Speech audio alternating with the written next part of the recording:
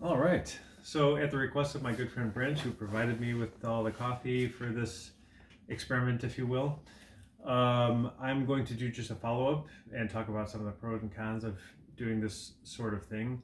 So, I'm just going to start with the negative to get that out of the way. I think the negative about this is since you're doing a different coffee every day, you really don't have time to dial in a brew and try maybe a few different brew methods, different grind sizes or water temperatures or like that, and really get to know the coffee and find out exactly where you like the settings to be to get the flavor that you want. So, are you ever really going to know if you only try one time? Are you going to know if you got it right? Uh, or the other potentials of that being, are you going to know that either? Maybe not. So I think that's kind of the negative here. Um, but there's a few positives I want to talk about. One is every day when I make coffee, okay, like before, I didn't really have to pay attention to the grind size and the water temperature because I already had that dialed in for the coffee I usually drank from Idomu. But for this, since it's a different coffee every day, huge variety of like elevations and processes and countries. I'm in a different country every day too, so I really had to pay attention. I have to look at the bag, take a note of a bunch of different things. Okay, wash process, altitude, blah blah blah. At the beginning, I was looking at taste notes too. So, for example, this one from Ethiopia, it says cherry, floral, peach. I know that those are more delicate flavors, so I adjust my brew accordingly. So, every day I had to think about what I wanted to do because I only had one shot, and so I really had to like sit back and consider some variables. And I think that kind of thought process is really healthy. You know, it kind of engages you with the process of making coffee, and I think that's great. That's why I like stick shift driving because it engages you in the process of driving. Or you can apply this to anything. Really like anything that has that sort of manual option that causes you to be involved in the process. Same thing goes with taste. So this is another thing.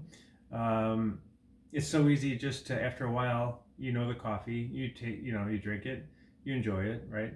But to really pay attention to those taste notes is something that you don't. It's like easy to get away from.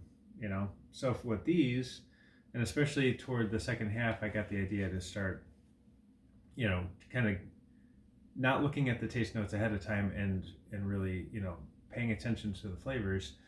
It was a good exercise to have that focus and to be like actively you know tasting the coffee and trying to figure out what sort of flavors and like get to the heart of what you're drinking like that. So I'm going to go a little bit in a slightly different direction, but not really.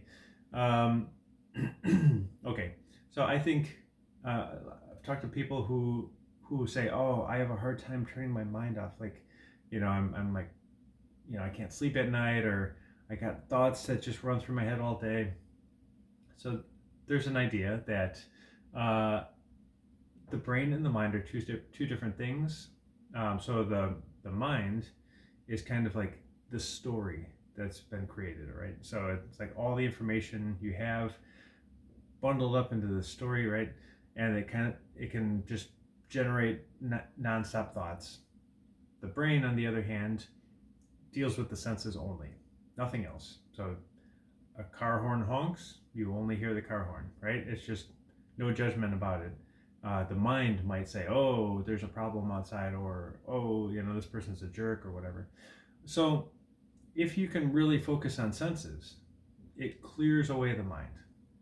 So I'll do this sometimes where, let's say, I just sit and look in a certain direction, and I just try to become aware of everything I see. Okay, and then I'll add hearing on top of that, and I'll listen deeper and deeper, like actively listen. So I'm actively seeing as much as I possibly can, and then actively listening and hearing as much as I can. And then you can just add all the senses on top of this. So I also usually do some sort of like posture where I have a string pulling up here, shoulders resting, and I can watch my breathing. I don't try to, like actively, you know, change my breathing or actively kind of be involved in the breathing process. I'm just observing the breathing. Okay, so that now you can add something like drinking a coffee on top of this. So you see everything around. You're listening, right? You have good, you're watching your breathing, and then you pick up a cup of coffee and you take a sip, and you're actively involved in the process of tasting the coffee. So it might seem a little bit silly, but I would say give it a try. If you're going to start the morning off, with a cup of coffee, there's nothing to stop you from just having that kind of extra, I don't know, benefit. I would call it a benefit. It's like a meditation. And actually, one thing I started doing in this process too is in the morning I would turn on the heat on my kettle. It takes 10 minutes to heat the kettle, and I would do standing meditation, Jamjong, and that really helped me too. Jamjong is like you create a nice curve and everything in your arms. You watch your breathing. You kind of scan through your body and make sure that you don't have any sort of tension in your muscles, and everything's aligned well. You're at equilibrium with gravity. And by the end of 10 minutes, I felt really calm, and it was easier to kind of focus on tasting the coffee like that. So I think if you can start the morning this way, then once you get into traffic, let's say if you're going to work, you get into traffic,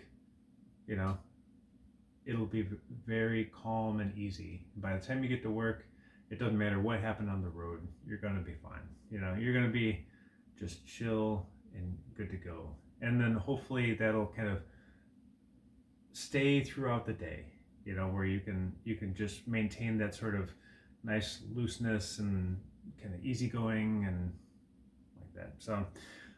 So I think this was a really good thing. It really made me think about different countries too, and it kind of put my head into the people that are growing these beans and processing and everything. It's got to be really hard work, and there's a lot that goes into it. So it reminds me of the connection between what I'm drinking and all the work that's gone into it.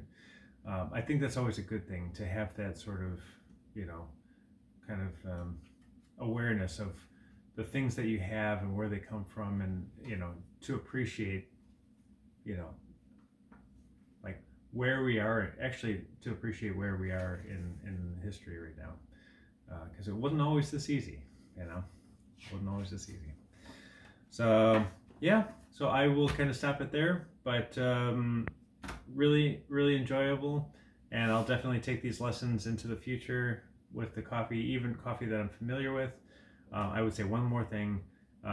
If you're going to do a bunch of different coffees and then later you're going to come back to them, if you're going to do like 25 coffees in a row and then later come back and brew some of these beans, I would recommend getting a notebook, taking some notes down, and then maybe tell yourself like the taste notes that you got, maybe some suggestions for the future, maybe like fine it up a little bit, raise the temperature, lower the temperature, use a different brew method, whatever it may be. So make some notes, and then you can look back on that. You can look right down the list. Okay, I'm going to go back to this one, and oh yeah, okay, I'll try this process, and this is what I had last time. Let's see what happens this time.